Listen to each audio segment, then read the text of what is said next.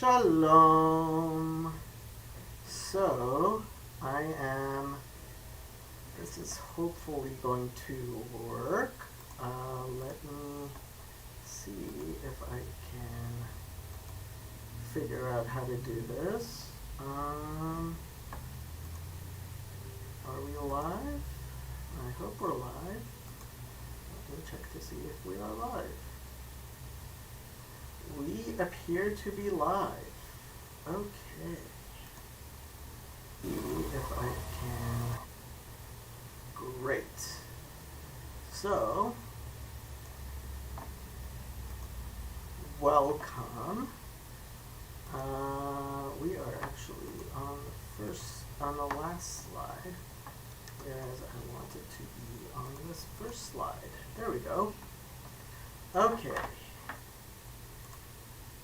So, anti-Semitism.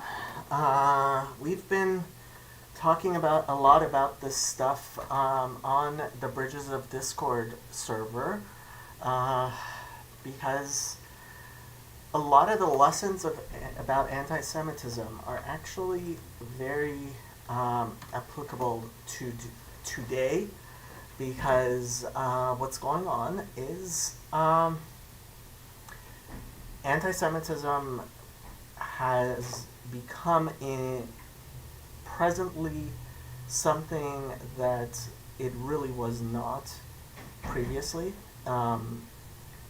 I used to say even up to 10 years ago, I used to say that anti-Catholicism in the United States, no thank you, is even stronger, is much stronger actually in the United States than anti-Judaism has been. I mean, with the exception of that one pogrom that Al Sharpton led through Crown Heights, where one person was killed, because of the United States Protestant history, it's been very, very, anti-Semitism in the United States has not been much of a problem. Of course, it happens, but what a lot of people, especially today, it seems, are not adequately paying attention to, which is kind of funny to me in a not funny way, is that prejudice and bigotry are the United States is not the most bigoted, racist.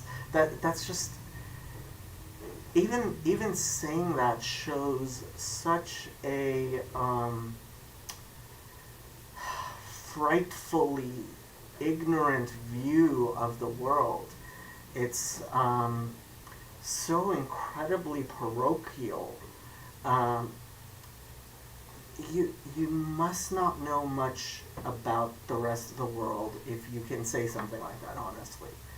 You obviously don't understand what's going on in the world. You obviously don't know much about world history if you think that the United States is the most racist, sexist, whatever, fact is, human beings use all sorts of models in our understanding of the world. They're called heuristics, right? And all models are wrong. Any rule you can make where we're talking about a real world situation, and when you're talking about the real world, our map of that world is going to be imperfect. But we have to use these maps. And some of them are better maps, some of them are worse maps. And sometimes the flaws in those maps, the way you see the world,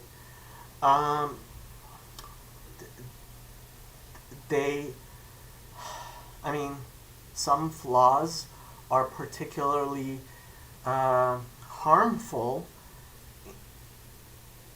in certain situations more than most. And what you have to understand, and people who haven't studied anti-Semitism very well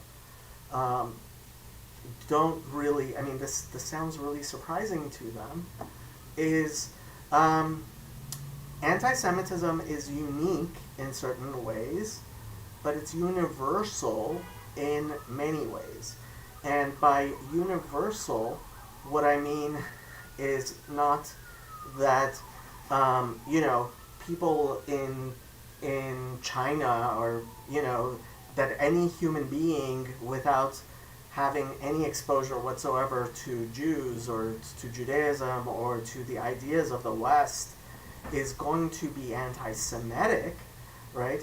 One of my favorite things to point out is, do you know what the second best-selling book in South Korea is after the Bible?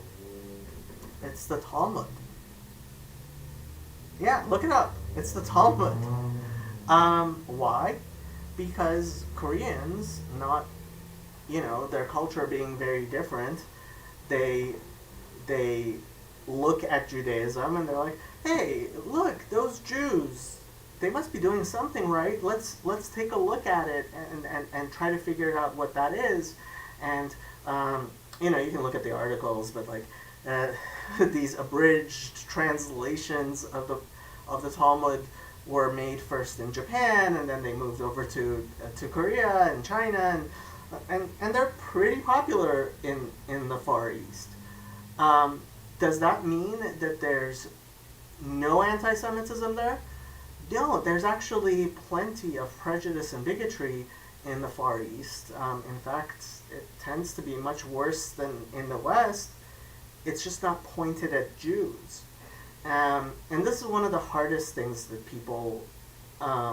for people to really, I'm going to be saying a lot of things which hopefully will tweak your model. And I'm not trying to redefine words. I'm trying to explain what we think of certain words, that the information contained in them can be understood in different contexts and can be more widely understood.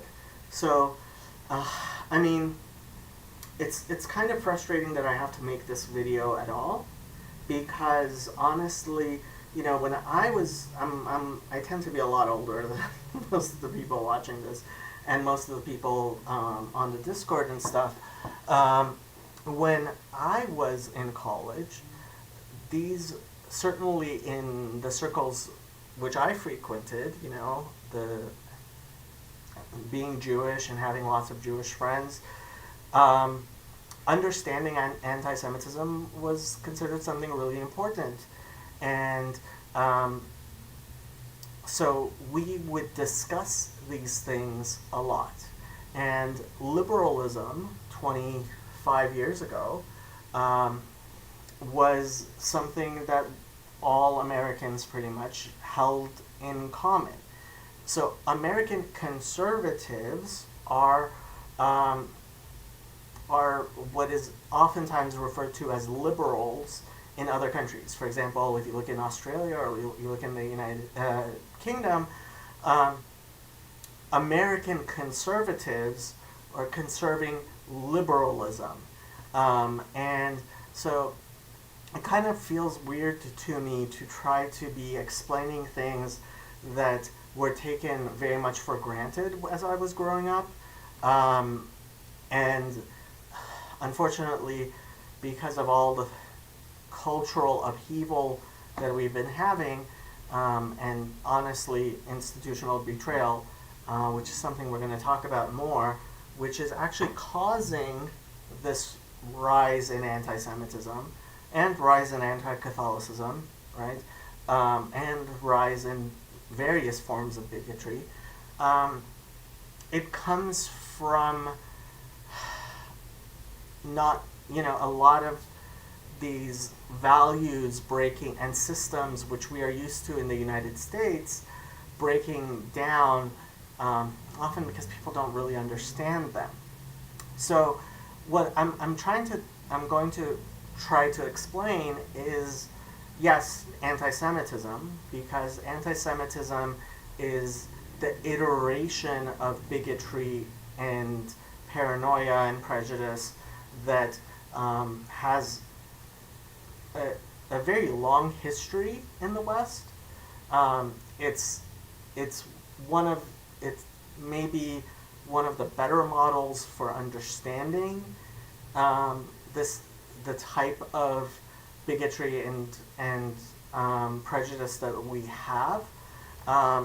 And unfortunately, the supposed anti-racists, right, the people who used to be entrusted by society to actually teach these things and to help people overcome their prejudices and bigotries, unfortunately, they're now reinforcing prejudices and bigotries, and they're teaching prejudice and bigotry.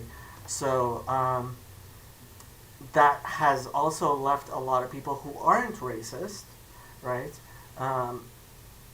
very confused about how to not be racist, how to overcome the problems that these models, these heuristics that we naturally use as human beings, these maps we use to watch, to try to see the world, how they break down, and how they become pathological, how they become, they cause all sorts of harm. And, one of the great things about human beings is that we have this capacity to modify our thinking, right? Dogs can't, as much as I love dogs, they can't really realize, right, why they're doing things and why that might be a problem and change their instincts, right? Every time my dog sees a squirrel, she's going to run after it. And she can't realize that you have no reason to search down a squirrel. And what are you going to do with that squirrel when you catch it? And you're not going to end up catching it. So why are you chasing the squirrel? What are you doing? Because she doesn't have the capacity for reflection that we do as human beings. And so if we do reflect on our maps, hopefully we'll be able to relearn, unfortunately, the lessons that the United States really seems to have. We had a very nice thing going, and unfortunately we've been going backwards. And so I'm hoping this little presentation will help people better understand the model that anti-Semitism provides for understanding prejudice and bigotry, and possibly try to avoid it. So here goes. So first, the word anti-Semitism has nothing to do with being a Semite. This is the first mistake people make.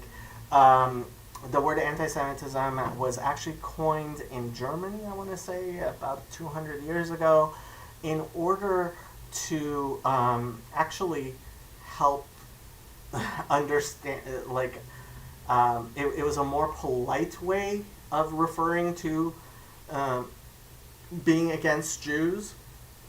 And while the word comes from the name of one of Adam's son, Shem, right? And then so we have Semitic languages, and supposedly Jews are Semites.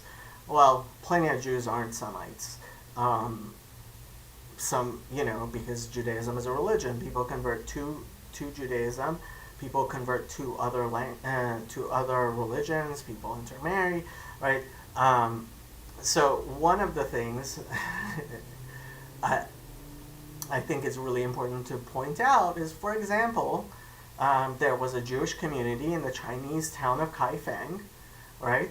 And they eventually melted into the rest of the Chinese society. You can actually go and look up their heritage and their history and information about them, but they mostly, although some of them have now moved to Israel, they mostly kind of, stopped really being distinguishable from other Chinese people who lived in that town, right?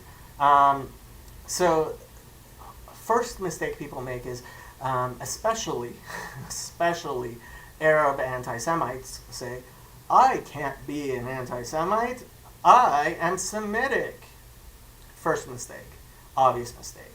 And that's actually why generally people who know what anti-Semitism is will spell it the way I do, without the hyphen and without the capital S, because that the word is not really related to where it comes from, right? Etymology does not necessarily correlate with meaning 100%. So that's the first thing. Second thing is, when we talk about anti-Semitism, we tend to be talking about many different things, right? So are we talking about somebody who hates Jews? Well, how do you define Jew? Is somebody who was born Jewish and converted to Judaism, and converted to Christianity, like Andrew Clavin, is he Jewish? What about his son? His son who was born Christian, is he Jewish? What about Paul Vanderklay? His great-great-grandfather was Jewish, and then for a while, he marries a Gentile, and then they don't baptize their kids. They're kind of Jewish, kind of not Jewish. They mix with the Jewish Christian community, right? Those people with Jewish ancestry who aren't exactly Christians. They're not exactly accepted in the Jewish community. And then they move over to the United States and kind of completely forget that Jewish ancestry they had. So is he Jewish? Are his kids Jewish? Is Nissim Black, who is a black man, an African-American man, who converted to Judaism, he's actually a Hasidic now, he used to be a gangster rapper. Look up his music. I actually like it. He's a pretty interesting guy. He lives in Israel now. Is he Jewish? Right? So when you call somebody an anti-Semite, right, you have to define what Jewish is, right? And really, when we talk about anti-Semitism, oftentimes we're talking about anti-Judaism. Sometimes we're talking about anti-Zionism. Anti-Judaism and anti-Zionism don't have to be anti-Semitic, even though they often are. And, we might even be talking about philo-Semitism, which is a form of anti-Semitism. We'll get there. And then there are other things which can fall into the same category. So what are you talking about exactly, right? And part of the problem here is that bigotry and prejudice isn't coherent, right? So what we often try to do is we try to understand them in a coherent, logical manner. And part of the good thing about Western culture and rational thought is when you actually consider these things, they fall apart, right?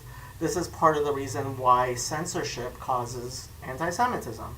Is, for example, when somebody has these irrational, incoherent thoughts, and they can't really talk about them, they can't really express them, they can't try to figure things out with each other, right? they can persist in these types of incoherent thought patterns, whereas when you actually talk to somebody and ask them to explain their beliefs, right, they'll talk themselves out of their anti-Semitism actually a lot of times, right? Because, well, you start asking them questions. Is so-and-so Jewish? Is he a bad person? Well, no. I'm not talking about every Jewish person, right? And this is one of the things that Daryl Davis, right? He was able to move a lot of people out of their racist bigotry and prejudice against black people simply by relating to people, talking to them, allowing them to relate to him and see him in a different way. And so it is, I mean, it is possible to help someone through this,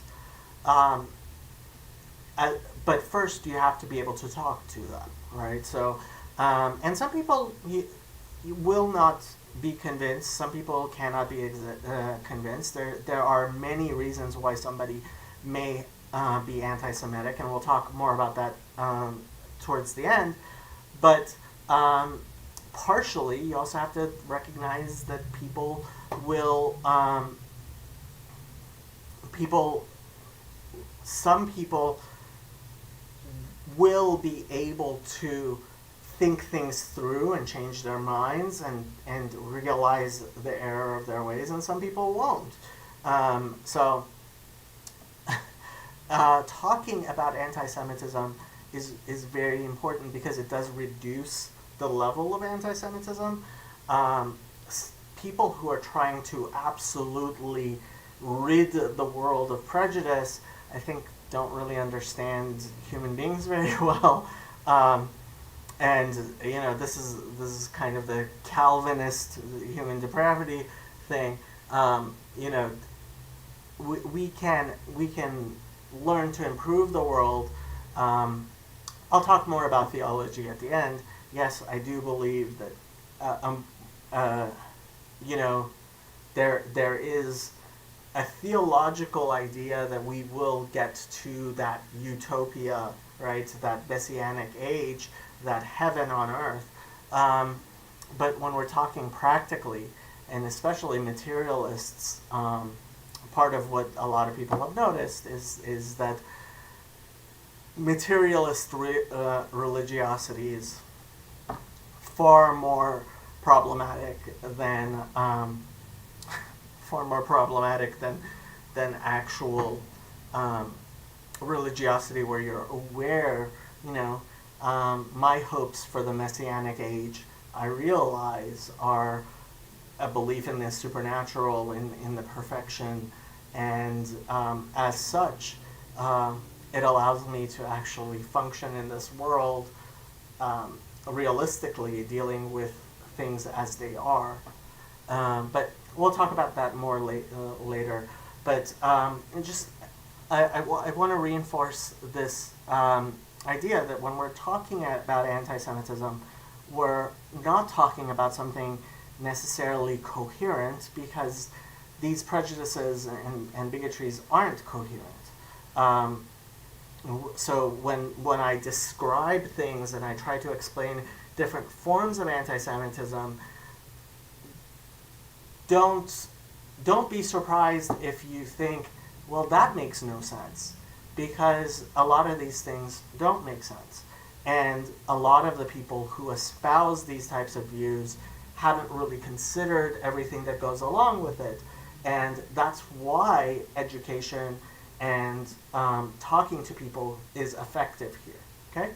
And we're not just talking about these thought patterns as they pertain to Jews, because there's anti-Semitism, there's prejudice and bigotry against white people, against Christians.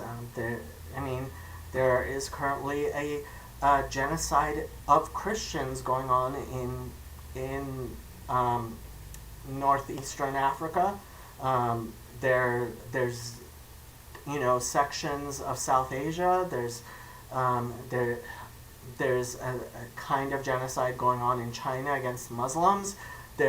And these prejudices and bigotries can be understood through the model of anti-Semitism, even when the anti-Semitism is not directed towards Jews at all, and in fact may be perpetrated by people who are Jewish, right? So I just want to re-emphasize that we're talking about a model that is flawed and pathological in seeing the world, which is based on repeated patterns of cognition that human beings fall into, which are oftentimes convenient, oftentimes caused instinctually by our inability to actually deal with our primitive understandings of things or our feelings, and which can be dissolved by attempting to find coherence in them. Because once you try to make these ideas coherent and actually tease them out and understand them, they fall apart. So there is such a thing as a deliberate anti-Semitism. There are people who oftentimes they're not actually even anti-Semitic. They're often anti-Judaism or other things, right? They are deliberately espousing views which they may not realize are incoherent, or can actually sometimes be coherent as well, which we would say fall into anti-Semitism, and we're going to talk about that more. But once we're talking about actually coherent ideas, then it stops being bigotry and prejudice, right? And we'll talk more about that. And then, so helping somebody become aware of their problematic beliefs, right, can help them themselves understand what the problem is. But what I am not talking about is this type of implicit bias. That's not what I'm talking about. I'm not talking about implicit bias. I'm talking about somebody being able to detect themselves, their own biases, and once you make those explicit and help them understand they are incoherent, so this is not implicit bias training. That's the problem, right? Unfortunately, the anti-racists today tend to be the racists. Okay, let's keep on going. So, there is a reason why anti-Semitism has a unique history in the West. First of all, Judaism was the mother religion of Christianity, which was the mother or sister religion of Islam, right? So when we're talking about in the West, that there's going to be conflicts automatically between Judaism and Christianity and Islam, right? Just like there are conflicts between Christianity and Islam because they're related religions. Just like there's conflicts between the Eastern Orthodox and the West and the Catholic Church. Just like there are conflicts between Protestants and Catholics, right? Like I said, South Koreans are much more willing to study the Talmud, look at the Talmud as something positive within their lives, because they don't have that history, right? So sometimes people call this the narcissism of small differences. It's not small differences, right? So Christianity splintered off from Judaism because there were differences, right? And those were differences which were important both to Jews and to Christians. And so there's going to be cleavages there. Because of that, in societies that are Christian or Muslim, anti-Semitism is going to be much more endemic than in China, in India, right? So there's this trope on the internet, right? Well, why did the Jews get kicked out of so many countries? Why are all these people hating Jews? Maybe it's the Jews. Well, that would be true if the hatred of Jews was something that was actually universal, right? But it's not. It doesn't take place in China. Why? Because there isn't that cultural milieu, right? When a Christian child is growing up, they go to church and they hear the Gospel of John, right, the fourth Gospel, talking about fear of the Jews, right? And they may not even realize it themselves what that is actually evoking in their minds. And then many years later, they may finally encounter a Jew for the first time in their life and be like, is this the same Jew that's, that Jesus was afraid of, that the disciples were afraid of, right? And that might not even be something that they themselves are recognizing within themselves that they're thinking, but it's a fact of life that when a character shows up within the Bible of your religion, that's going to accompany certain ways of thinking about that person, right? So, as a Christian, when you open up your Bible and you read fear of the Jews, or the Jews do this, or the Jews do that, right? That's already going to place some sort of heuristic, right? Some map of the world into your beliefs, which is going to give the anti-Semitism a unique place within Western society. And then, when you, this kind of the thing with like people who are mentally ill, right? So a mentally ill person will take concepts, theories, things within what they know, right? And they will make connections and understand things in ways that are not coherent, but it's much more likely that, somebody who does have some sort of mental illness and was raised as a Christian is going to have pathological ways of relating to symbols, people, and things which are in that culture that they grew up with, right? So within the West, within Christian cultures, within Muslim cultures, there's a reason why anti-Semitism is a special type of thing, because of having that history, right? Second thing, middleman minorities. And this is something towards the end I'm going to recommend some books. One of the better books I recommend on this topic is Thomas Sowell's book, Black Rednecks and White Liberals. Great book. The audiobook is available on YouTube, and the copyright is not enforced by Dr. Sowell. So feel free to look at the videos and listen to them.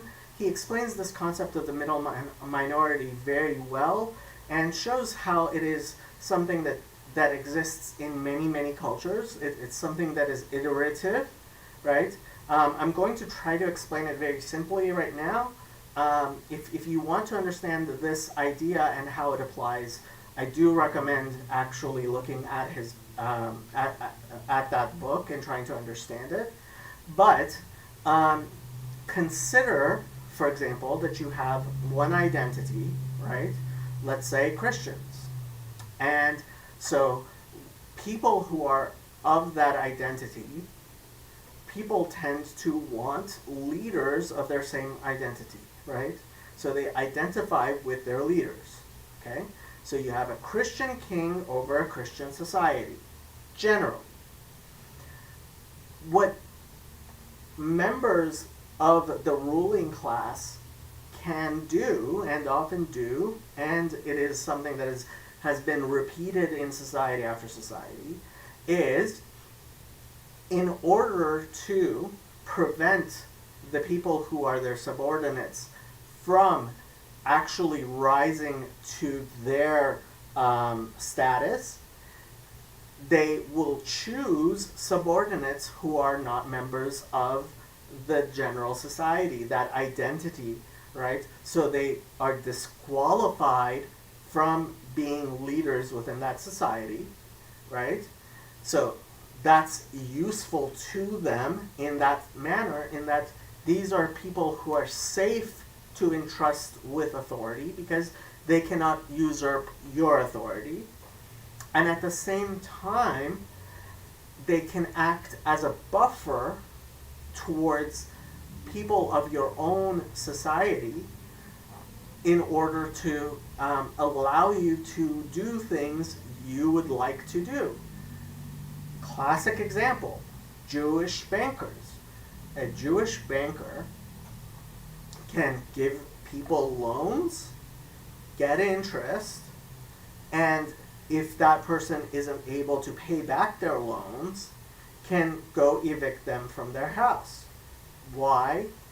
There's the separation of identity, right, which allows people to treat each other at an arm's length,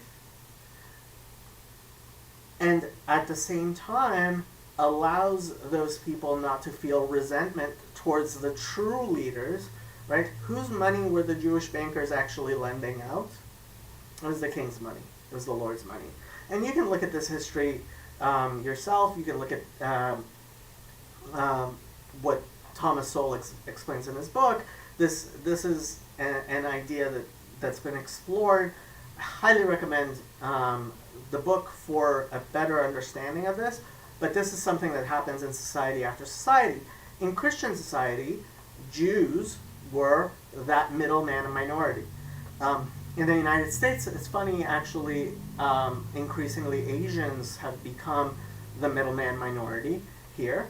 And in various societies around the world, other minorities take up that role of being middlemen.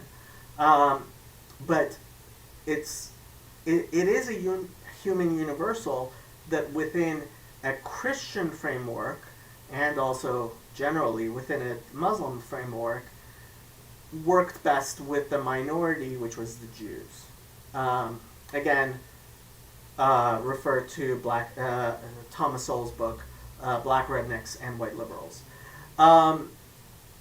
There is also the point, and we're going to talk about theology towards the end, of there being a self-fulfilling narrative here, because there is this narrative of the Jew within both Judaism and into Christianity. Judaism and Christianity having influenced large numbers of people, right? So you wouldn't have, for example, if these similar concepts were applied in Hinduism, right? And Hinduism were to take over the world, and Christianity and Islam and Judaism were not dominant in the world, right? There's about 2 billion Christians, 2 billion Muslims, that's over half the world, right? So the narrative that is embedded within these religions, because the religions were successful, right? The narrative, it feeds back upon itself. So there's a reason why anti-Semitism is so huge within the West, and part of that is because the West has been so culturally influential. I hope that feedback loop is evident, and that goes along with this being the largest sample size, because when we're looking at human history, right, why are most murders committed by white people in the United States? Because most people in the United States are white. So when you look at human history, right, the largest sample size of history in world history is Abrahamic culture, and so anti-Semitism, because it is part of that culture, becomes the exemplar, the paragon for this type of thinking and behavior. But that does not. That's partially because we don't know the sample sizes are much smaller for similar behavior in Chinese society, for example. Okay, I hope that's clear. Okay, so let's talk about what people will find to be the most surprising aspect of anti-Semitism is philo-Semitism. So what does philo-Semitism mean? Philo-Semitism is, for example, when somebody says to me, "Oh, I love Jews, they're such nice people." Some Jews are nice people, some Jews are horrible people, right? Because Jews are people, right? And we, of course, this type of benevolent prejudice, benevolent bigotry, right, seems far more benign. It tends to be, because it doesn't cause as much problems for the people who are being prejudged, right? I like to point out that Armenians in the Middle East have the only positive stereotype that I know of. They're known to be very, at least in Persian culture, they're known to be very good with their hands, right? They're known to be good artisans, they're known to be good artists, they're known to be good mechanics, they're known to be good bakers, right? It's beautiful, but at the same time, that's still prejudice, right? And it's still unfair. So if you have a prejudicial positive feeling towards one group, you're still being unfair to everybody else, right? And you're being unfair to the members of that group, right? And this type of thinking, even though it seems benign, fuels anti-Semitism, right? Because when you think of Jews as a group, and then let's say you meet some really rude Jews. If you meet enough Jews, you're going to meet some rude Jews, right? Because that's what people are like, right? We're all human, right? So dismantling these stereotypes and prejudicial thinking includes starting with things which are actually seem rather benign, and they're less problematic in and of themselves, but they're still problematic. And this isn't just regarding Jews. It's when we're not talking about Jews in specific, this type of behavior is often referred to as fetishizing, right? So if you believe that all black people can sing and dance and play basketball, right? You're fetishizing black people, right? You're still applying a prejudicial frame to them, or all Asians are smart, or any positive prejudicial behavior. That's still a prejudice and bigotry. And of course, all models are wrong. Some are useful, right? And what being aware allows us to do is to know if we are actually saying something if when we are using a map that is useful, and when we are, what the limitations of that map are, right? So I would say, even for people who are like, well, I love Jews, I can't be anti-Semitic, one of the first things I would say is, do you love every single Jew? And if you do, you might not be actually looking at the individual, right? Because I'll be honest with you, I've cut people off in traffic before. I am, believe it or not perfect, and that type of prejudicial fetishizing of people is still a form of prejudice and bigotry. Okay? So, anti-Judaism.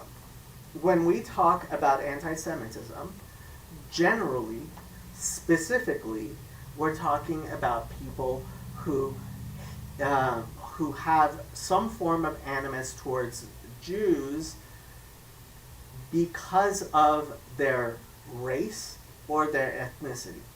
Now, that has to be, in a sense, split off from the idea of not liking Judaism as a religion, right?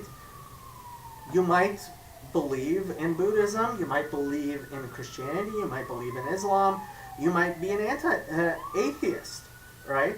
So you may reject Judaism as such without having animus towards Jewish people.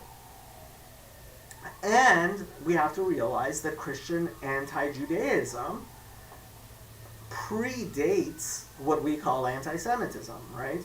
Because originally, the first Christians were almost all Jews, right?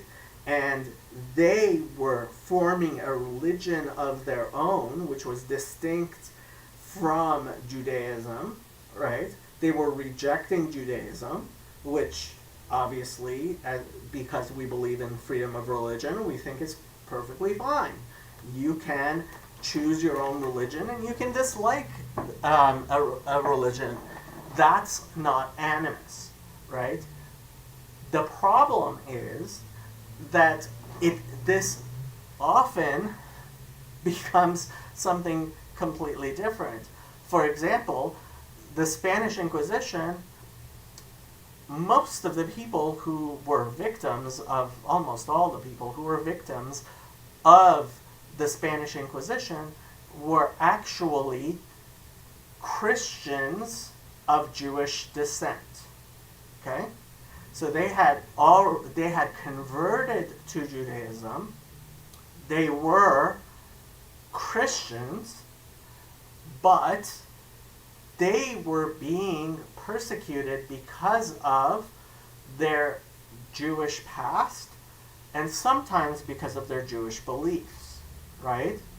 But their Jewish ancestry was enough, and so while actual anti-Semitism, and when we talk about anti-Semitism, we're almost always really talking about a 20th century idea of anti-Semitism, which deals with an idea of Darwinism and actual genes and DNA, right? So when the Nazis, their anti-Semitism, they didn't care if a Jew converted to Christianity. That's anti-Semitism. That's not anti-Judaism, right? Anti-Judaism would be if somebody is just fine if a Jew were to convert to Christianity, they would be like, okay, so now he's a Christian. He's no longer a Jew. That would no longer be a genetic, racist, real anti-Semitism. But when we talk about, for example, the Spanish Inquisition, we see that this incoherent type of prejudice and bigotry still did exist for them against Jews as a race, even though it was incoherent, right? They didn't really, and similar things happen today, for example, with E. Michael Jones, right, and Nick Fuentes and the Groypers, right?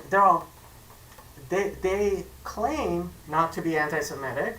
They claim, well, we just don't like Judaism, right?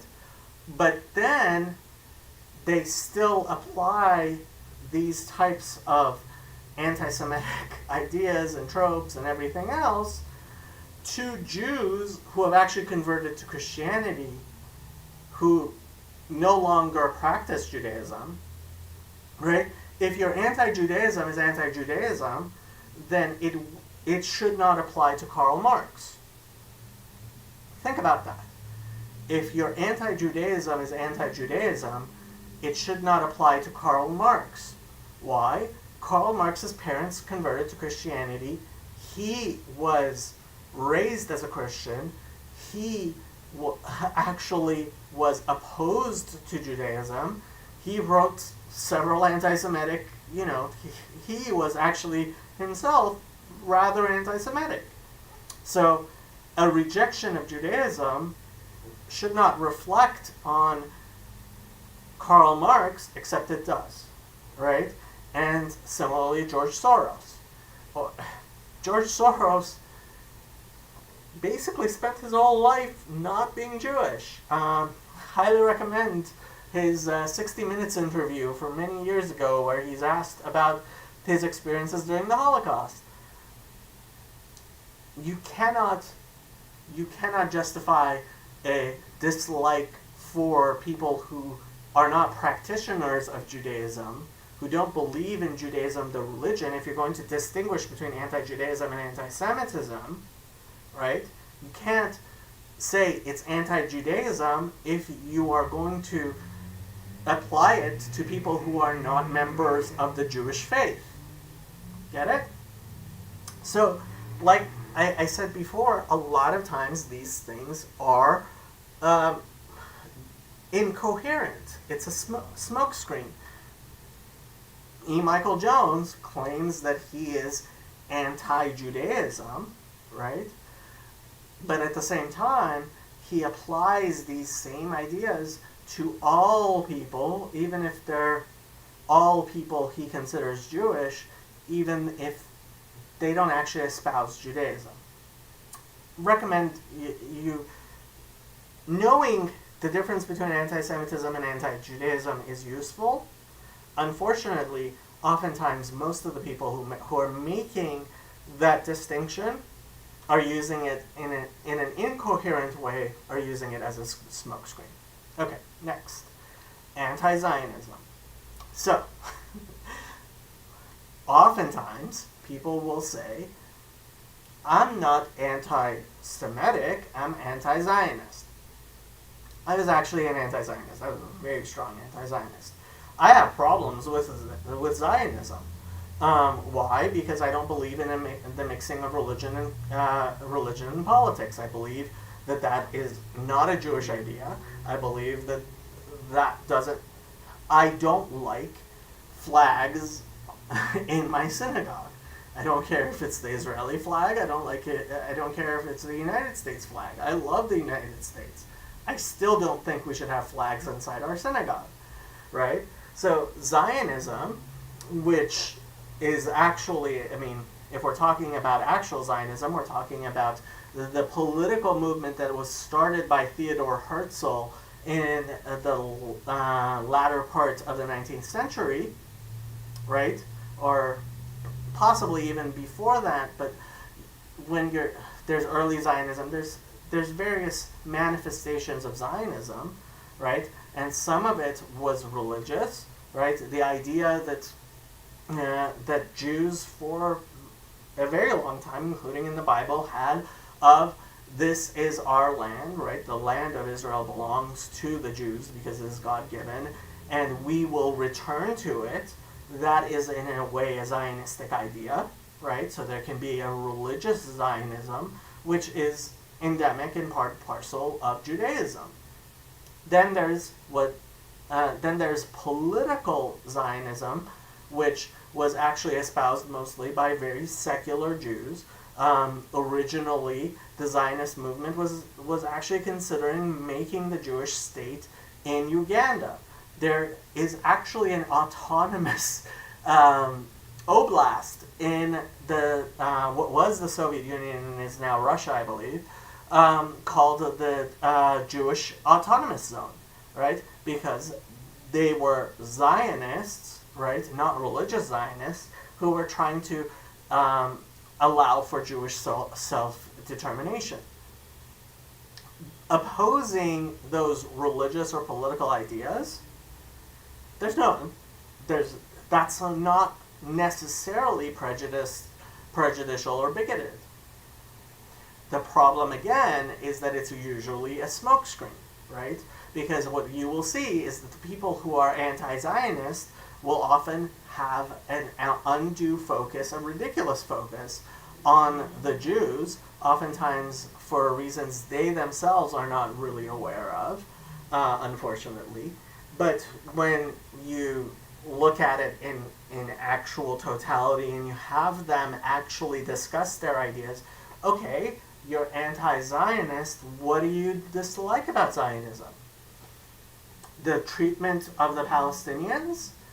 Oh, so you were very concerned about Jordan's treatment of the Palestinians and Syria and Lebanon and Egypt, right? Wrong. You care a lot about the plight of the Palestinians. Are you very, very worried about what is being done to the Uyghurs in China? Oftentimes not, right? And you see this in the United Nations in a very ridiculous way. If you were to just look at the United Nations resolutions, Israel is the biggest rogue state ever. Worse than North Korea, worse than any of them, right? It's anti-Zionism for a Jew. My focus on anti-Zionism is mostly because I, as a Jew, see it as a problem within my community, right? And a lot of times an anti-Zionist will say, well, my problem with Zionism is that the United States supports it, and so that's a bigger problem to me than these other situations. But when you actually look into it and you further, it's one of the best ways of actually dissolving bigotry, of dissolving people's prejudices, is to try to is to have them coherently explain why they have the beliefs that they have. This is, again, one of the many reasons why censorship is absolutely counterproductive and is actually fueling anti-Semitism, right? So, again, anti-Zionism, does it have to be anti-Semitic? No, it doesn't. Is there a reason why I'm not involved in the anti-Zionist movement, even though I was? I very much am opposed to political Zionism. I believe it's a problem, both as an American and as a Jew. Yeah, because the anti-Zionist movement has been completely overtaken by anti-Semites, and partially they won't even have me, right? Because I am Jewish, and what they're really doing is trying to provide a sort of smokescreen for their anti-Semitic beliefs and their prejudices and their bigotry. Anticircumcision. Again, this is something you'll notice that the intactivists will, especially a lot of the Jewish intactivists, will focus on Judaism. Part of anti-circumcision is actually what people call Islamophobia, right? Because, again, similar things apply. People will talk about female genital mutilation. this is completely mixing two things which are completely very different from each other. Female genital mutilation is like male castration. It's not like circumcision, right? Circumcision was done, people did to their own children, right? Men did to their own sons, not as a way of subjugating them. And if you look into the history of circumcision, the people who have very good reasons why we should no longer have circumcision today, right?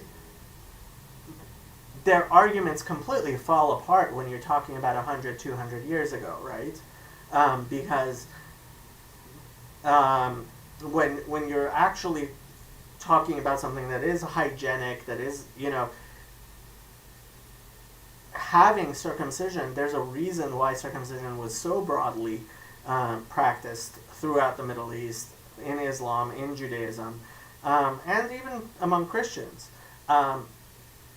because there are benefits to it. And if you look up the World Health Organization, you will see that the World Health Organization right now is encouraging circumcision in, for example, sub-Saharan Africa, because it is a useful practice. Very different from female genital mutilation, which is usually used as a way of preventing women from having sex. Certainly before marriage, and sometimes even afterwards, because generally what happens with female genital mutilation is that there is a clitorectomy involved in that, and she will no longer be able to actually participate to sexual climax anymore, right? So if we're really talking about apples to apples comparisons, then as opposed to talking about circumcision, we should be talking about male castration, which was practiced throughout the world for a very long time, until very recently.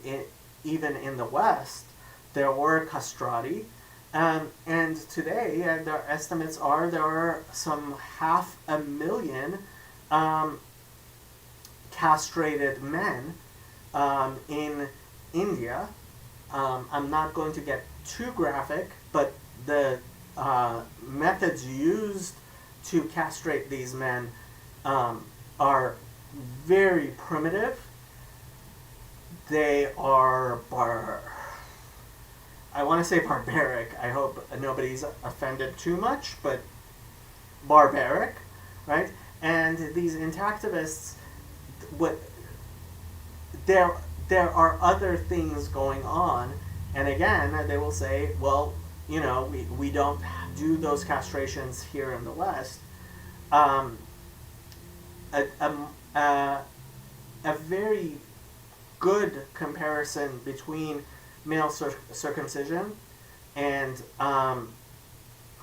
is actually face tattoos, right? So let's say we have somebody who is of a Pacific Asian culture who wants to have face tattoos for their children or even babies. Do we allow that? That is a similar situation to circumcision, but that's not what we often end up talking about, right? And the arguments there are actually a lot more applicable, right?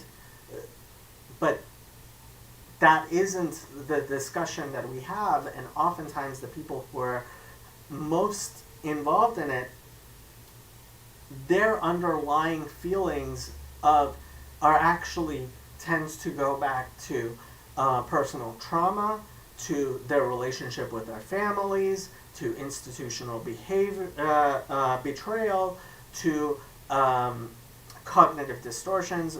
We're going to talk about this more in broad terms, but specifically when you look at, for example, anti-circumcision, you will see the same pattern over and over again. And this is a pattern that I can't emphasize this enough. This is a pattern that can be applied not simply to Jews. It can be applied to Christians. It can be applied to Muslims. It can be applied to white people, to black people, to because these are patterns of thinking. These are maps of the world which human beings often fall into for various reasons, sometimes genuine reasons, sometimes completely incoherent reasons. And again, the way to diffuse them is for asking for more coherency, right? Asking for people to actually explain step by step what they have a problem with, right? Why they have those problems, why they think that their proposed response to it is proportionate, what they think the proportionate and good response to it is, right? So, again, let's put all Jews into jail because they're circumcising their sons. Not exactly a proportionate response, right? So, one of the first things to ask people, you're anti-circumcision. What do you propose to do about parents who circumcise their children? Take them away from them? Really? Is that proportionate? Like, what are you proposing? A strict ban on it, right?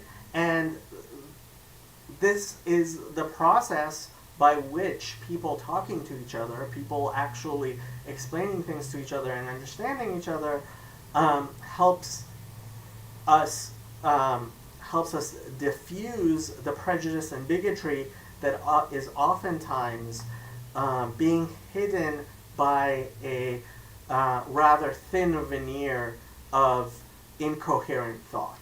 Okay? Next, anti-kosher. So people, especially in the United States, most people are not even aware this is a thing.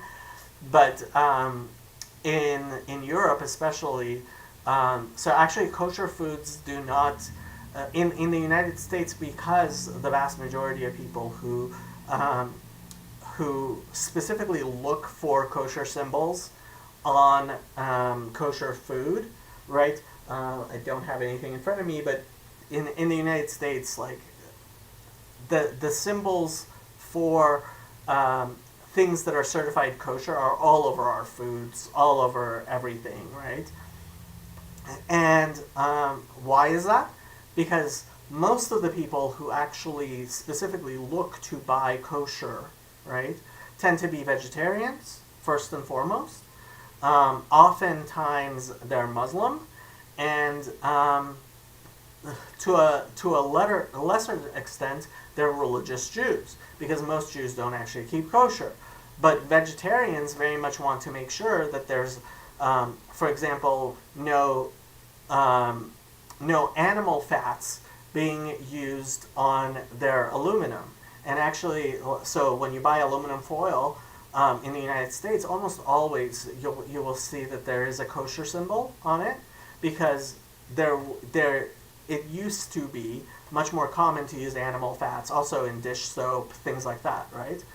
And if you ever go into the fever swamps of the real hardcore anti-Jewish, anti-Semitic internet, what you'll find is that they'll talk about this Jewish tax, right?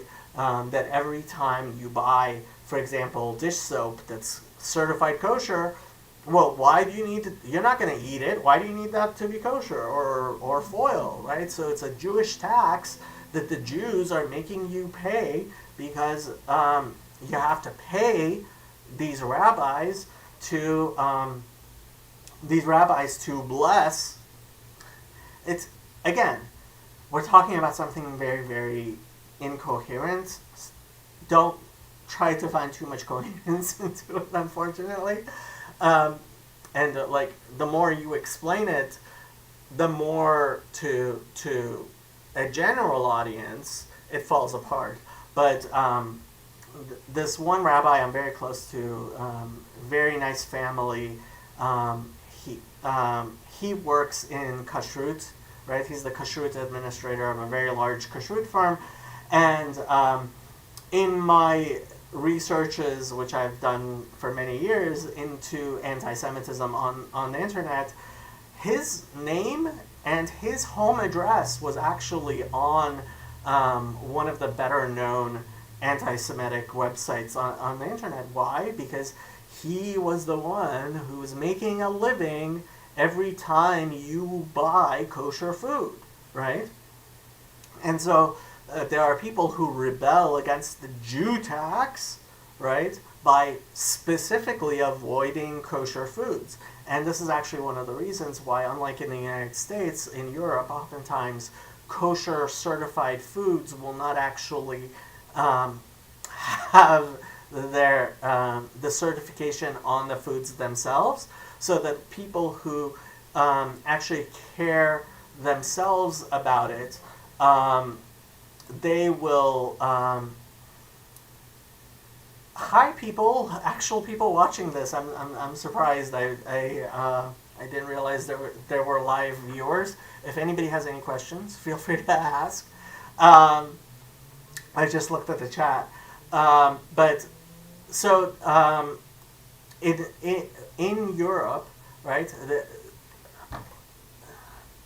The kosher food isn't actually visibly certified often because people who care about it, like vegetarians, will go and actually open up, go to the certifying agencies and see lists of foods that are kosher, without the people who haven't really thought about it getting offended, right? We can talk about this more if people are interested. It's one of those things that gets really interesting, but so they have this anti-kosher theory, which when you point out, oh well, the most of the people who are actually looking for kosher foods are vegetarians, they're like, oh, they start thinking. Also, this Jew tax is actually not very expensive. Think about, for example, the companies that make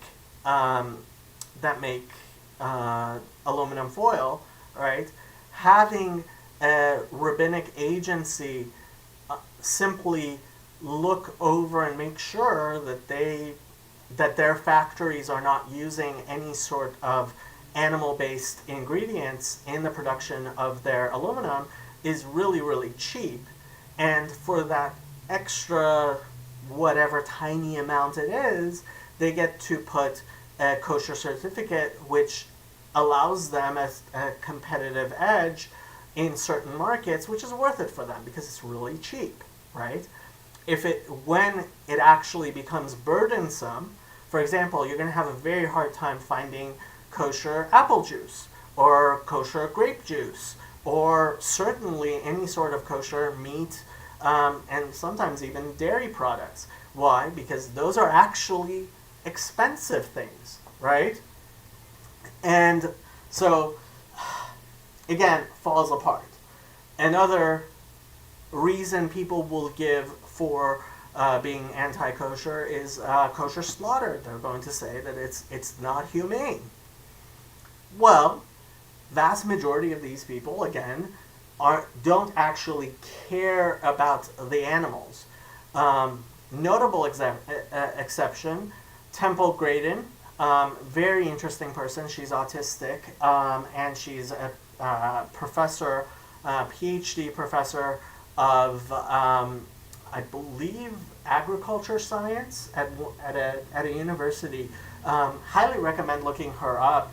She really cares about animal welfare. She's one of the world's experts on humane ways of treating farm animals, especially because of her autistic view allows her, it seems, a very great insight into how animals view their surroundings, and she actually once visited a kosher plant, and she thought it was horrifying because of the animal welfare.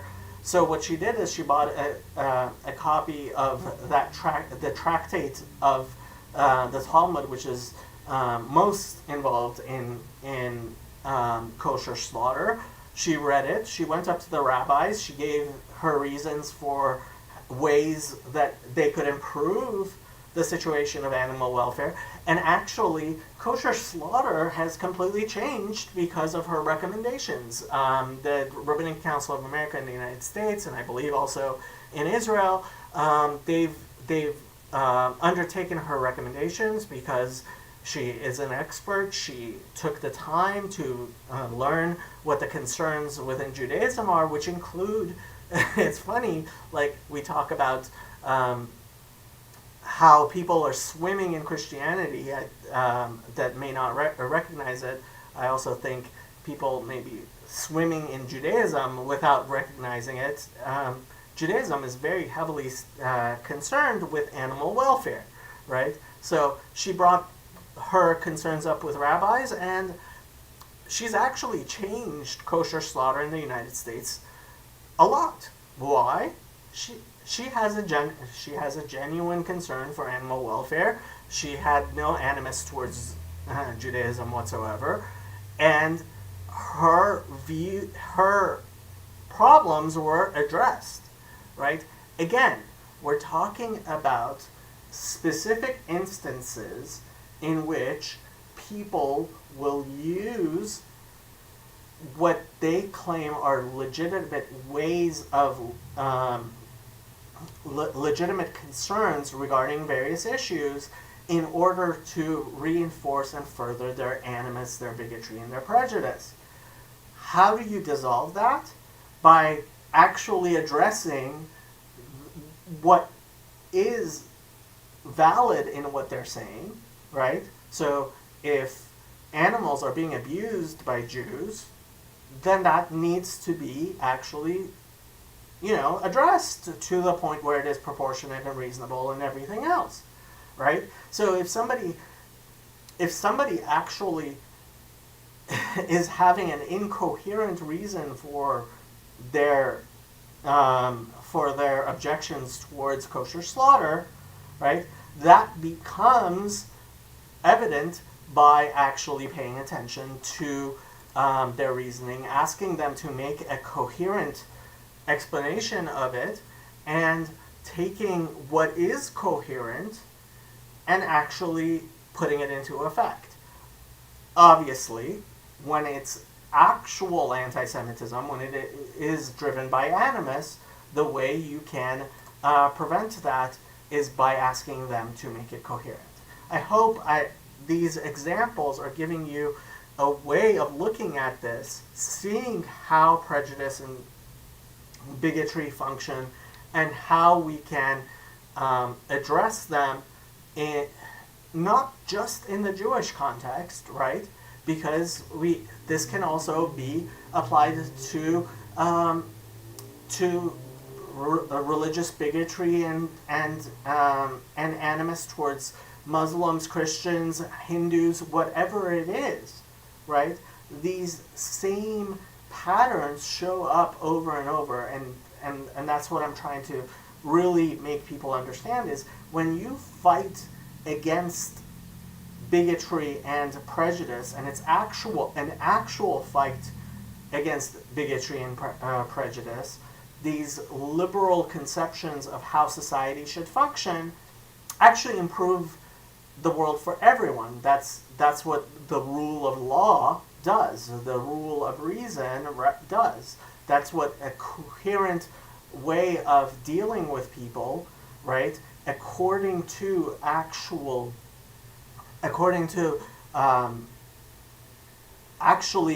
giving people a fair hearing will dissolve that prejudice and the problems that are in their map of how they see the world. Okay, so when we're talking about anti-Semitism, right, we're not necessarily talking about anti-Zionism, anti-circumcision, anti-kosher, anti-Judaism, but we are. Why? Because anti-Semitism is the major category into which a lot of these things fall. Do they have to? Can they be distinguished? They can be distinguished, and they don't have to. Problem is, and the reason for this is, that these types of bigotries and prejudices are not coherent. That's a really important part of this, to recognize that the broad category, right, that we have to use these huge terms like anti-Semitism to deal with certain things which people would like to distinguish from them, such as anti-Zionism or anti-Judaism. Why? Because you're trying to grasp at something that is inherently incoherent. That's part of the problem. And what is really behind it is usually either some sort of fear that they may have, or some sort of emotional animus that they may have. And by addressing the incoherence in what they are saying, you are able to expose, hopefully to them, but also to other people, what exactly is going on.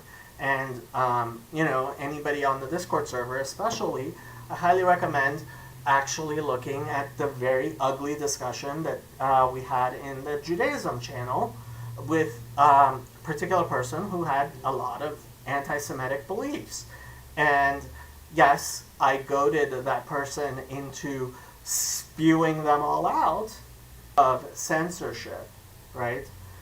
Actually bringing these ideas to the forefront is incredibly necessary. When I was in college, and it's actually kind of sad to me, because when I was in college, it was understood that young people coming into college, oftentimes being exposed to very anti-Semitic organizations like the Lyndon LaRouche whole thing, which some of you may be too young.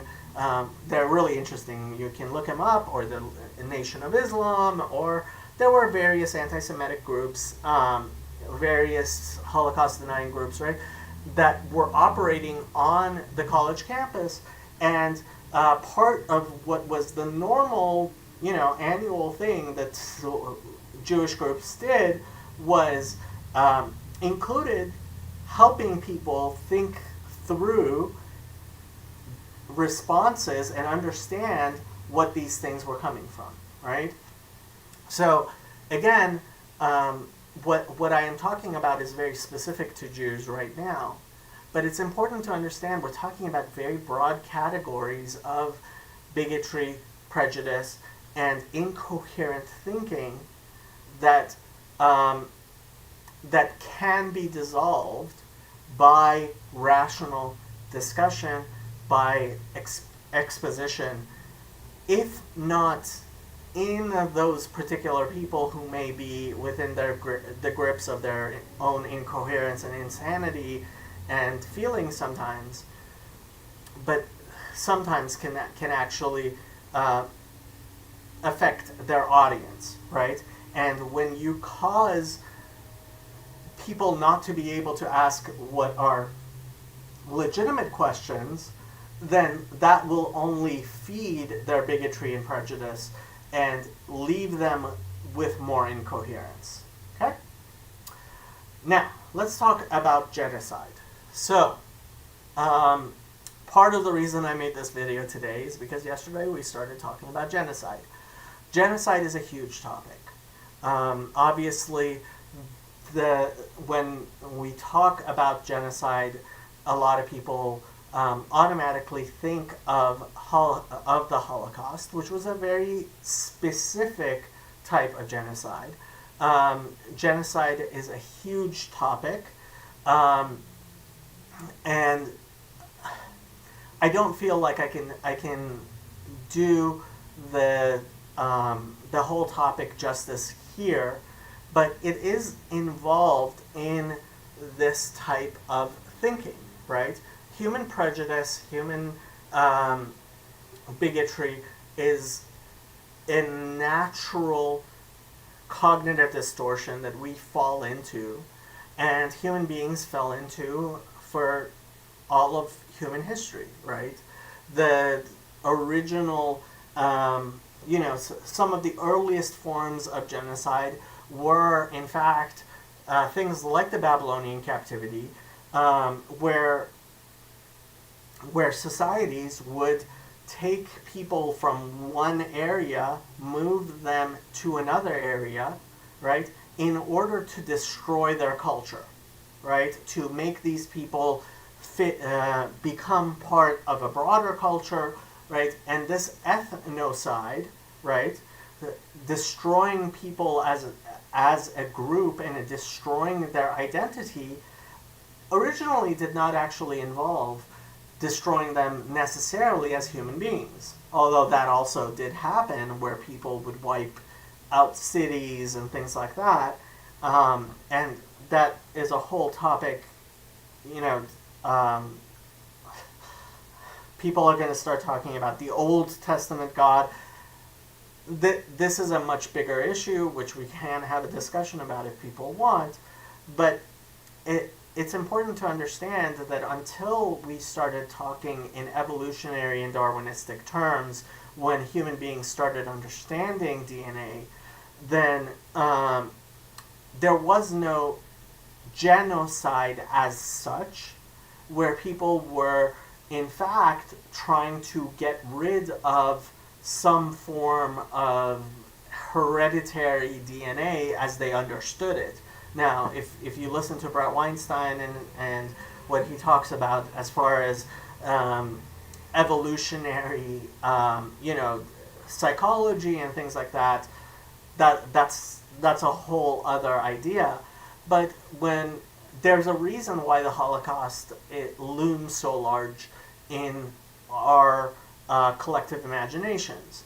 It happened in Germany, and you have to understand that Germany was broadly considered by most of the world to be the most advanced society, right, going into World War I. They were a world leader in a very similar way as the United States is now. And Jews thought of themselves as a very integrated part of German society. That there were, now it seems almost absurdist, but there were Jews who seriously said, we don't look forward to going back to Jerusalem. Berlin is the new Jerusalem. Why? Because Jews were very much integrated into German society. And so, because in the West, World War II looms so large in our history, and because of everything that went along with it, the Holocaust became a huge deal to us, and partially because what evolutionary thinking and the idea of DNA brought, and eugenics brought into our society, it was in a very particular way a unique idea of genocide. But when we talk about genocide throughout history, especially when we're talking about times before the idea of DNA, there was not this idea. For example, the Armenian genocide, one of the things that Armenian genocide deniers will emphasize the most is that the Young Turks were not trying to genocide the Armenians. Okay, technically, you're right.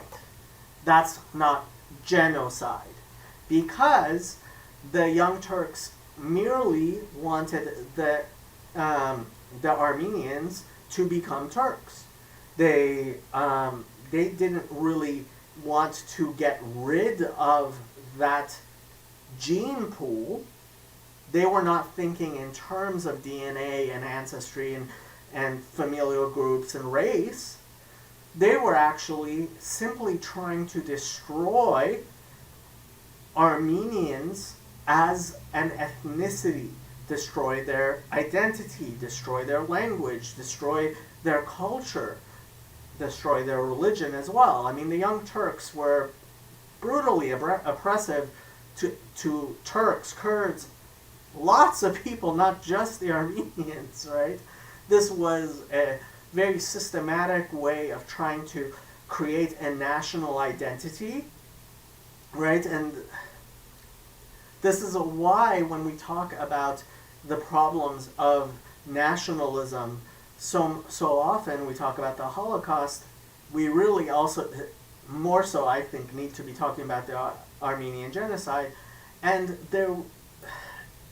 there are various forms, right?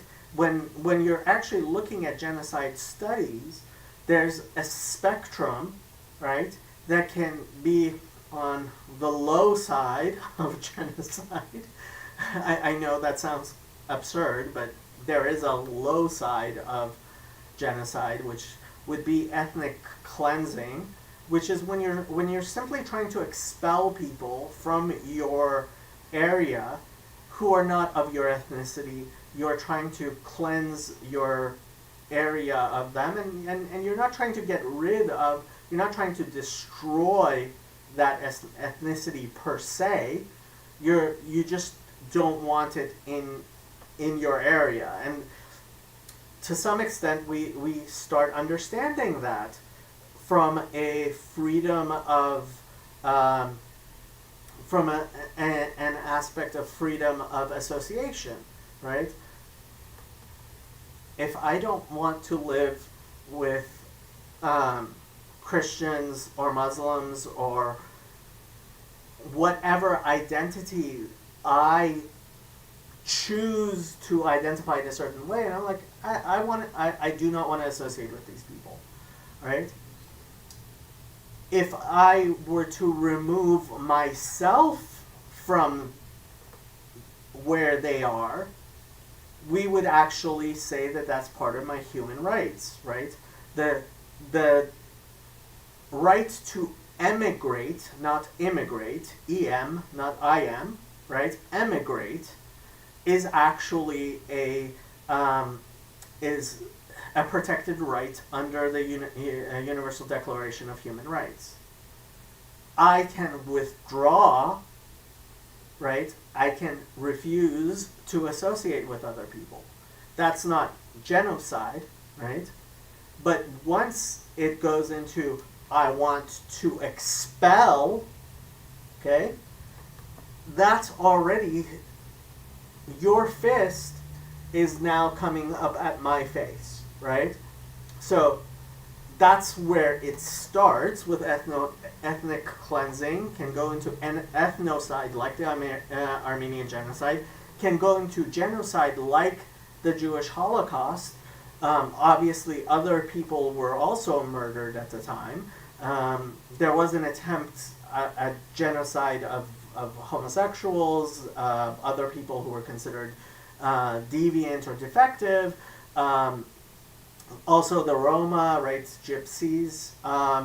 But there was also murdering of, for example, people of certain religions, right? Witnesses, JWs, were also being murdered, but that wasn't an attempt at genocide in terms of their DNA, okay? So that's, and then we get all the point into what's called auto-genocide, right? Which to some extent applies to, for example, in China, the attempt to destroy Chinese culture, right? What the attempt by the revolution, the cultural revolution that Mao had in China was an example of auto-ethnocide, right? When you're trying to destroy your own culture, you're trying to destroy people from your own culture. And in Cambodia, in the killing fields, that actually got to the point of what what is considered the most heinous of all crimes, which is autogenocide, right? Where they were trying to destroy their own genetic, right? So they believed that people who lived in the cities, Pol Pot, I mean, again, all of this stuff, I mean, the incoherence, you can, sometimes when you stare into this madness, the absurdity is comical and sometimes it's just frustrating. Pol Pot, who was educated in France, had a PhD, I believe, from the Sorbonne. But so he had this idea that, that there was a sort of infection by living in cities and being an intellectual. So they started murdering like people who wore glasses, just like trying to get rid of them. You don't know whether to laugh or to cry, honestly. But yeah, that's, and again, I cannot do this topic enough of justice. What I will say, especially pertaining to the discussion that we've been having on the Discord server, is it's important to recognize that when we are talking about genocide, we're actually talking about identities. Okay? It doesn't necessarily have to be a matter of discussing an actual. We don't actually have to be talking about. Well, great. I don't know how to do this, but if any of the people who are in the chat can mute our little friend there, please do. Mostly because he's trolling and not going to actually engage. Anyway, we are talking about an identity, and you have to understand that identity. Usually, when we're talking about genocide, we're not actually talking about DNA and ancestry and actual, because that is a pretty modern view, right? When we're talking about that, we're we didn't know about DNA, hundreds of years ago. Certainly not thousands of years ago. What we're really talking about is destroying an identity. Okay. And identities are negotiated between the individual and society. So I have my identification, what I think, right? And then there are people who, and then there is the identity which I impose upon you, right? So if I'm talking about, for example, we were talking about white replacement theory, right? If I'm identifying whiteness as a problem, right, which that person was, I am identifying a group, right, and I am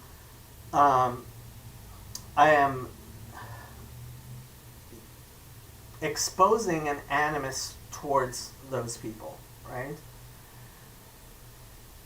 The person with the animus gets to define that group.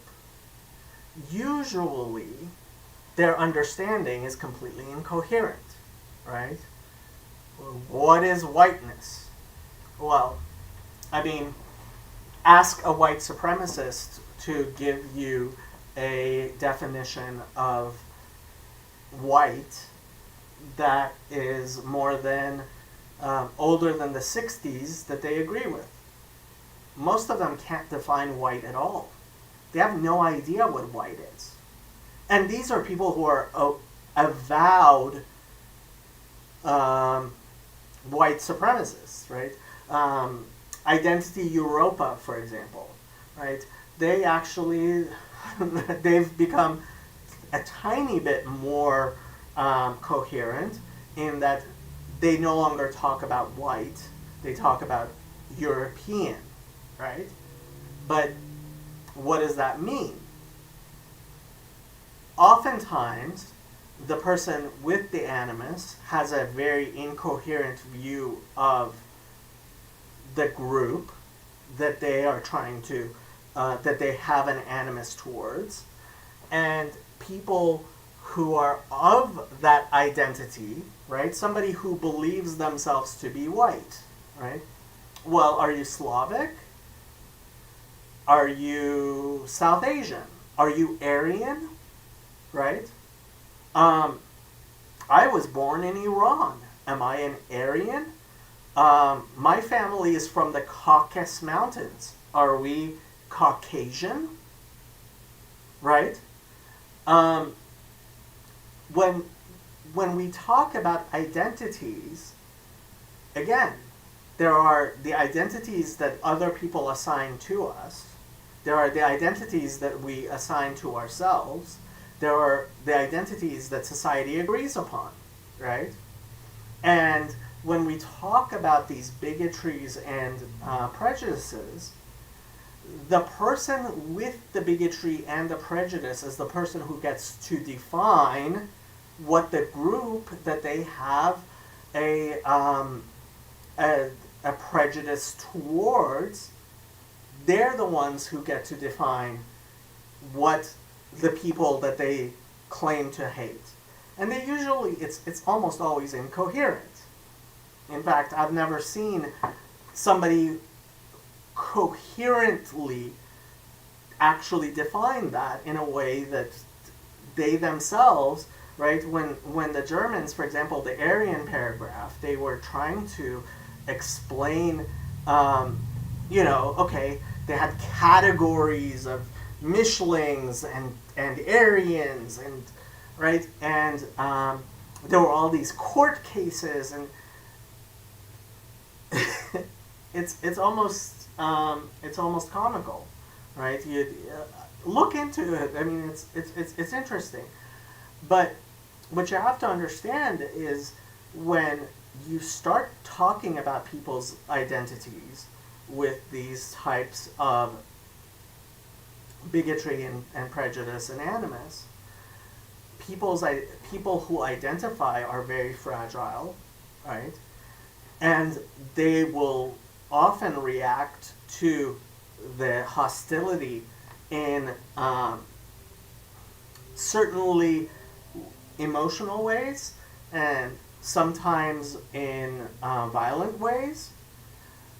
And people who are having their prejudices and their bigotry stoked by these ideas will also become violent, right? So liberal society, what we've been able to build in the West through a culture of tolerance, has reduced and in many ways removed the violence in our society. But when we have let me get to that next. But when we have these types of conflicts between people and society, their identities and identity groups, right? And instead of trying to, through civil discourse, try to take the incoherent animosity, the prejudice, and the flaws within our map of reality from being, if we try to dismantle people's identities, if we show animosity towards their identities as opposed to trying to dismantle the bigotries and prejudices, then we are actually being hostile to that person as to who they are, right? And unfortunately, what we've had since the 60s, right, is this idea from the ridiculous left, I would say, of that song, Imagine. Nothing to die for, right? No religion too, no possessions. The Lenin song. And that has to be one of the most, I don't even know what to call it, songs and anthems, right? What that does is it takes away people's identities, right? And somebody without any form of identity doesn't just not have anything to die for, they also don't have anything to live for, right? We don't have the social fabric, we don't have the ways of connecting to each other that are necessary for human society, right? Our social fabric falls down when we try to deconstruct identity in total. Human beings, and that's what part of the reason our society is falling apart. We don't have the social fabric where we relate to each other, where we negotiate with each other, where each person is able to identify in a way that is meaningful for them as a human being and is useful to society as a community, right? And you end up with atomized society, atomized individuals, and that atomistic view of people will end up with incredible amounts of tension, of anxiety, of the inability of people to relate to each other, to trust each other, to care about each other.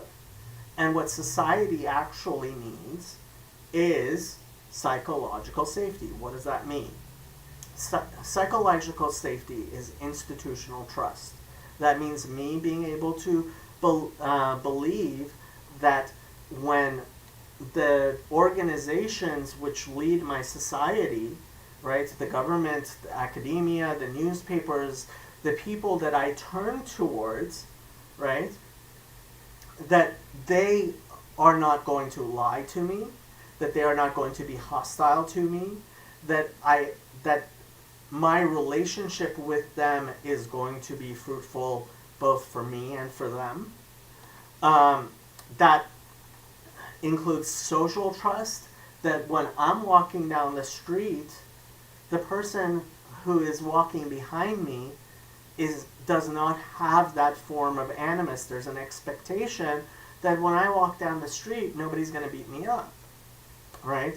So my identity is not being attacked, right? That I can walk down the street, be who I am, who I believe myself to be, and society will accept that, will allow me to do that, right? And what that does is allow for cognitive outsourcing. What does cognitive outsourcing mean? Okay. You as an individual have your personal capacity as a human being to think about, to process, to deal with a certain amount of information, right? You can't be a lawyer, a doctor, an accountant, a computer programmer. You can't be everything, right? So, in society, what we do is through our trust relationships, we outsource our cognition to other people we trust, right? So when I go into a store, I talk to the salesperson, and if I have a trusting relationship with that salesperson, I realize that that person has greater expertise, greater knowledge of what's available, of the products, whatever it is. Let's say, I don't know, let's say it is, I'm walking into an automotive store, and I need something for my car, right? I don't know anything about automotives, but having that sort of trust relationship allows me to outsource my cognition to the salesperson and trust them, right? And that trust is incredibly important for our interactions. And this is something we do in everything we do every single day. You walk into a restaurant, you have a sort of trust that the person who is cooking the food is cooking wholesome food and not putting poison into it, or sawdust, or whatever it is, right? So that sort of psychological safety, that social trust, is an important part of who we are, our identities, and how we identify other people.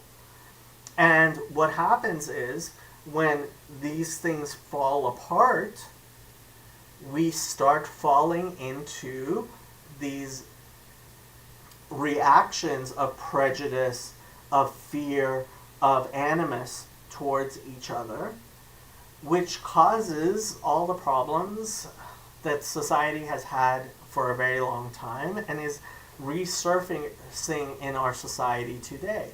That's why I think it's so important to be talking about this stuff, and especially talking about cognitive distortions. Cognitive distortions are, and I highly recommend looking up this idea of cognitive behavioral therapy and cognitive distortions, because the vast majority of people who engage in this type of behavior, they do it because several orders down, they have this incoherent emotional animus, which is caused by their cognitive distortions, their anxiety, their depression, which all go together, right? And so trying to address people's cognitive distortions, their feeling of anxiety, of being under attack, right? What is absolutely not acceptable, and which was the whole reason for the discussion that we had on the Discord yesterday, and why I was so emphatic, is when you choose somebody else's identity, or even worse yet, your own identity, and threaten it, you are threatening people's very existence, who they think they are, and you're causing incredible harm, right? And a large part of which is the psychological safety of the people you are targeting. Do not target other people's identities for destruction. I don't know how I can be more simple about this, because it's really important. I'm going to end this section with what is one of the best known wisdom literatures in Western society, Ecclesiastes 1:9. What has been will be again. What has been done will be done again. There is nothing new under the sun. Obviously, there are new things under the sun, right? That's not what it's talking about. Yes, there are automobiles under the sun. There are automobiles, and automobiles did not exist before. But at the same time, we are talking about human beings, right? We're talking about the psychology and nature of human beings, and learning from history, looking at these patterns that our society has had over thousands of years, is incredibly important. And do not make the mistake of believing that somehow the most fundamental aspects of human behavior are completely suddenly outside of what they have been for thousands of years. What has been will be again. What has been done will be done again. And so learning from our history, learning from what has been done again, is incredibly important. I hope this has been an opportunity to do that. For further reading, in this order, I highly recommend.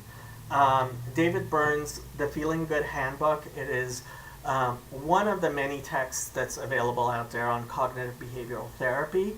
I think being aware of cognitive distortions is actually the best way of diffusing not only anti-Semitism, but any type of prejudice and bigotry, and actually any type of pathological thought pattern.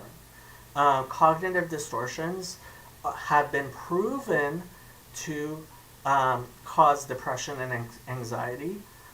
We know that cognitive behavioral therapy works better than psychoactive medications, is the most effective form of talk therapy, and can actually be done through programmed series like workbooks, or through, there are apps out there are websites out there.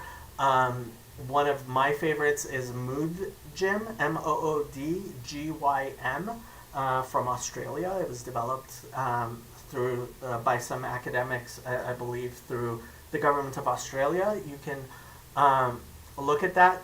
But one of the most important things you can do for yourself is to recognize your cognitive distortions and try to eliminate them from your life. And there's a lot of very good information out there about cognitive distortions and cognitive behavioral therapy. This, the Feeling Good Handbook, highly recommend it. And that, more than anything else, is going to help you and society in general to be more coherent, to have a better map and a better model to use with the world, and allow us to have social trust with each other, social trust even with ourselves, right? Feel the social, the psychological security that we all need, and it will remove a lot of this animus that underlies the incoherent thoughts which lead to prejudice and bigotry. Jonathan Haidt is one of the greatest sociologists alive today. He is very far on the left and doesn't really recognize it himself. I have been recommending to a lot of people his book with Greg Lukianov on, it's called The Coddling of the American Mind, which also talks about cognitive distortions and what effect they've been having on our society. A more direct explanation of the social causes behind what we're talking about is actually his book, The Righteous Mind, where he talks about moral taste buds and our capacity for emotional reasoning. And I highly recommend the work of Jonathan Haidt, despite he tends to be unaware of his own political biases to a great extent. But he's much better than most people, and his work on social psychology tends to be very solid. My problem with The Coddling of the American Mind is it displays a lot of the left-wing biases that both he and Lukianov have. The book, I talked about Thomas Sowell's book, Black Rednecks and White Liberals. I think trying to understand race relationships in the United States, Sowell does a great job explaining those in a broad way. He thinks very deeply both about economics and about race. Highly recommend the book. Like I said before, it is available on YouTube for free because he does not enforce his copyright on the audiobooks. So the audiobooks are available on YouTube, and he does not mind people using that. So don't think of it as a form of theft. if you're interested in the topic of anti-Semitism and especially Holocaust studies and genocide, Deborah Lipstadt, again, like most academics, she's very far on the left, but she has written many books, including History on Trial is the one that I read. She speaks very intelligently about anti-Semitism and about the Holocaust and genocide. She has been one of the better people in calling out the misunderstandings and bad usage of the term anti-Semitism as a sort of pejorative that should not be applied just as a sort of slur. She's generally been very good at not applying it unnecessarily, although she did get into a little tiff with Jordan Peterson, which was unfortunate, but was due mostly to the fact that the journalist who had contacted her was completely immoral, unethical, and manipulated her. She has also been one of the better people at calling out the anti-Semitism on the left, specifically with regard to Jeremy Corbyn. What's been going on in the UK with anti-Semitism is a whole topic in itself. I'm not going to go there, but yeah, that's a whole other thing right now. So these are the 4 books that I recommend if you're interested in learning more. Now, let's talk theologically. So far, we've been talking sociologically, we've been talking materially, psychologically, we've been talking about the natural earth. Let's talk about Christ crucified. Let's talk about Israel. Let's talk about the Bible. This image is an image I use often. It's one of the thumbnails that starts many of my videos and starts this video.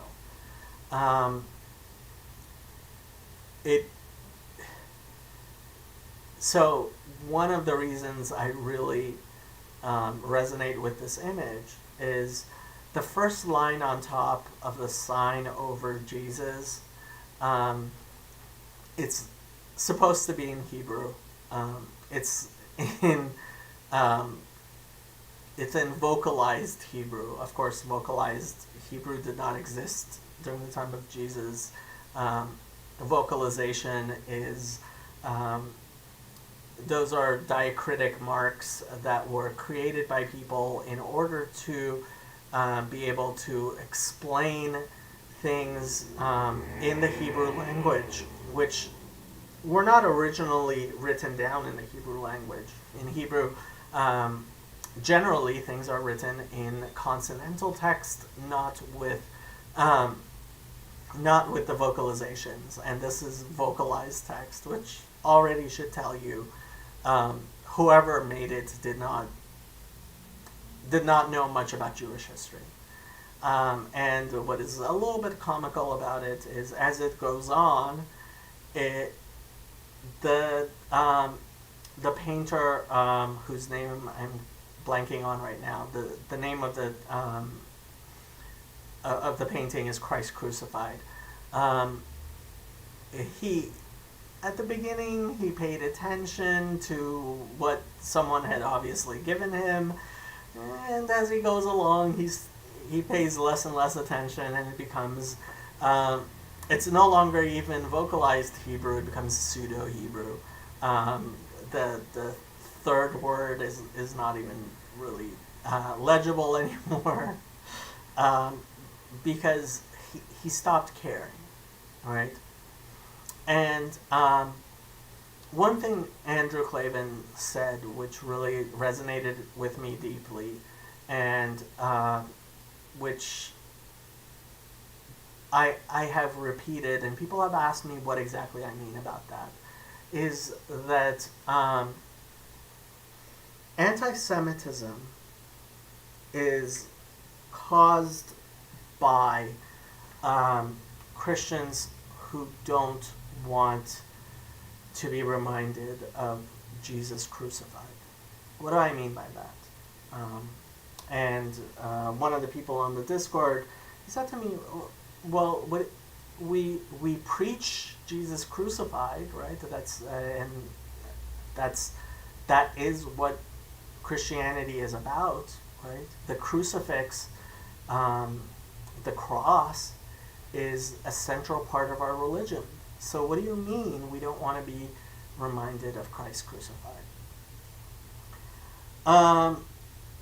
So part of what reminded me and made me want to make this video was Paul Vanderklay's discussion with Brett Salkle, right? Where he used the term deicide, and he said deicide is wrong, referring to the crucifixion. And this term deicide comes from an early church father. I guess he is considered one of the church fathers. His name was Melito, I believe of Sardius.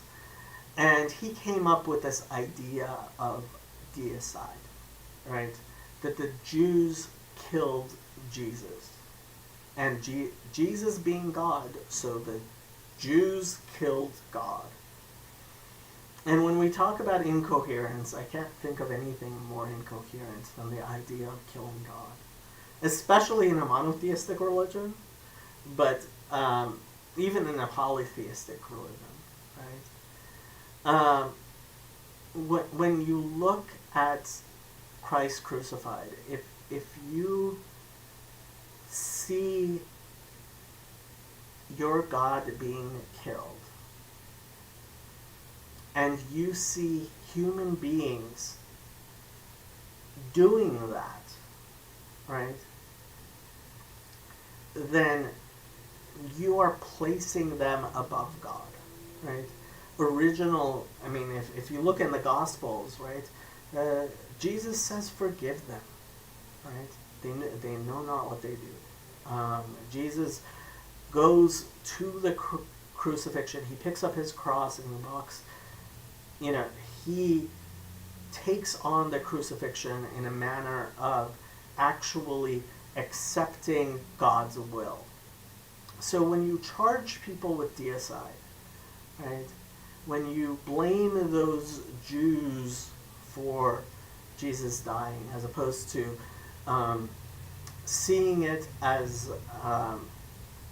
there are many theological ways of looking at it. One of the most popular ways is seeing your own blame in it, right? If you're looking at the crucifix, if you're looking at the crucifixion and you're looking at the cross, and you're seeing yourself as guilty, if you are willing to accept that cross, you're not going to blame someone else of deicide. You might blame yourself, but you're not going to blame other people. And one of the most ridiculous things Melito said, so he was of the opinion that the reason circumcision exists is God wanted to make clear who the Jews were so that they could be oppressed, right? So that the Romans would be able to exclude them from Rome and from Jerusalem. And, people under the Germans and the Nazis actually, so they thought that God had given the commandment of circumcision to the Jews so they could be identified to be killed. That is such an absurd understanding of Jesus being crucified, right? I think Andrew Clavin is right in so many ways. I'm not sure I can even explain it.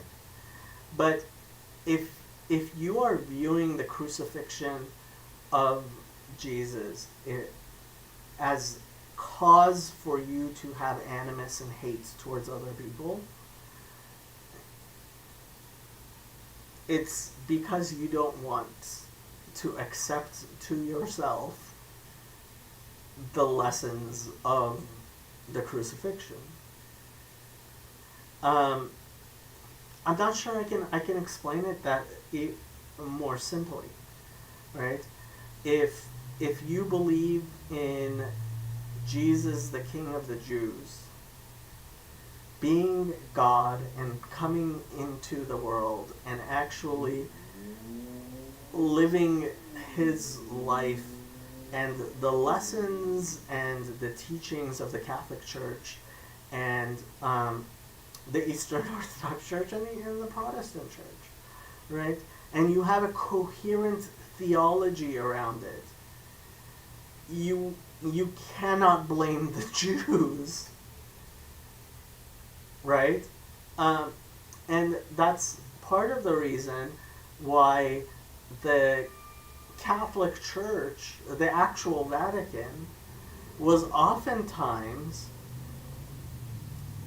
the institution within Christianity which was holding back the mobs and the anti-Semites and the confessing church in Germany.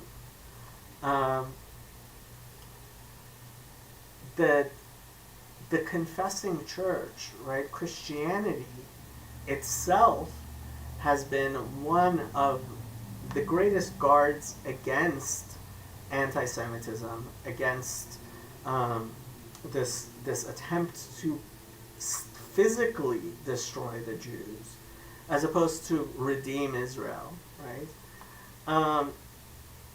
And that's why, I mean, I think the Eastern Orthodox really have a point when they say about an icon that looking at it should give you a better understanding than sometimes we can give through words, right? Again, you can look at my other videos, particularly my video "Why Hast Thou Forsaken Me," regarding Zvi Mikolovsky. I believe that's his name. I always get his first name. I believe it's Zvi, not Zev, but I always get confused between those.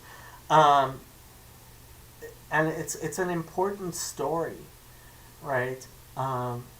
Because I really believe with all my heart that somebody who actually looks at a crucifix, looks at Jesus, looks at the idea of killing the innocent being wrong, not deicide, homicide, right? Killing an innocent human being wrong. That person cannot be animated by anti-Semitism and bigotry and prejudice, because then they would be acting more like Caiaphas than acting like Jesus.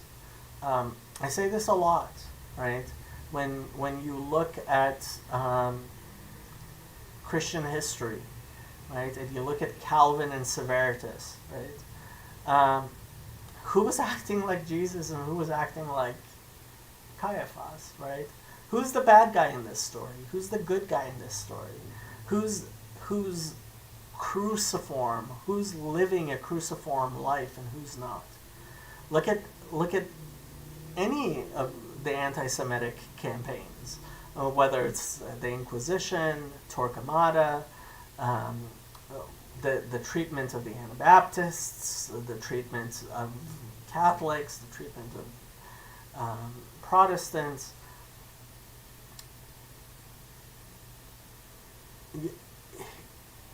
You can't.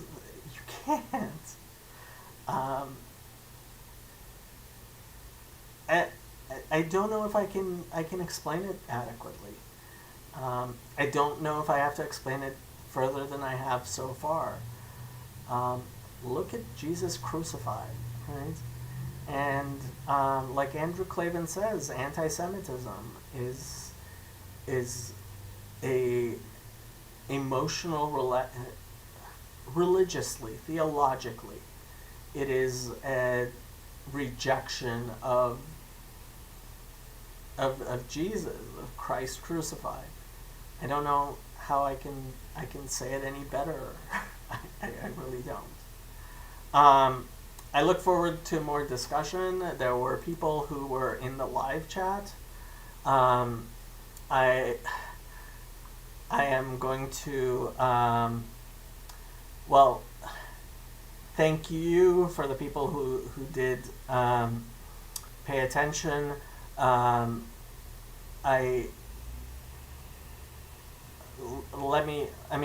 Okay, so this Ashkenazi logged on and called me a Jew. I am. He said, move to Israel. I don't even know what to say to that. What does it mean to be a Jew? The word Jew comes from, the word is Yehudi in Hebrew. And Yehudi comes from the root hoda'ah, which means to confess, to celebrate, to thank, and that's what it means to be a Jew, right? Is to look at the God of Israel and say, I confess, I celebrate, I thank, Modi manachnu lach. That's what it means to be a Jew. I'm not thinking that's the answer you wanted. Unless there are any other questions, I am going to go ahead and end the stream here. Let me just check quickly if anybody's on the Jacob's Ladder Discord. They are not, which you are all welcome to join if you would like, and we can continue these discussions. As always, I will continue to be on the Paul Vanderklay Discord, and I hope to speak to you guys later.